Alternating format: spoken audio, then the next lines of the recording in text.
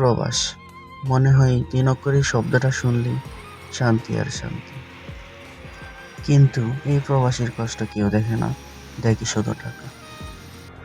তবে আপনাদের আমি দেখাবো আজকে যে প্রবাস জীবনে কতটা কষ্ট করে টাকা ইনকাম করতে হয়, কতটা ঝুঁকিপূর্ণ আমাদের এই কাজ।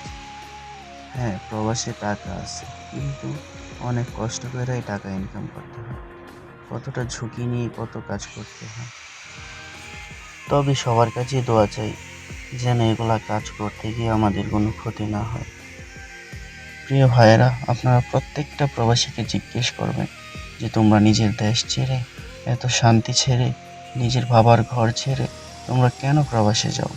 প্রত্যেকটা প্রবাসীর মুখে একটাই কথা থাকবে, সেই কথাগুলাই হচ্ছে নিজের মার মুখে হাসি ফোটানোর জন্য, নিজের স্ত্রীর মুখে হাসি ফোটানোর জন্য, নিজের ছেলে মেয়ের সন্তানের হাসি ফোটানোর জন্য। এটাই কি সেই প্রবাস, যে প্রবাসী নিচে কোনো খাতা কম্বল ছাড়াই শুয়ে থাকে, কাজের শেষে লাঞ্চ টাইমে বিশ্রাম নেওয়ার জন্য?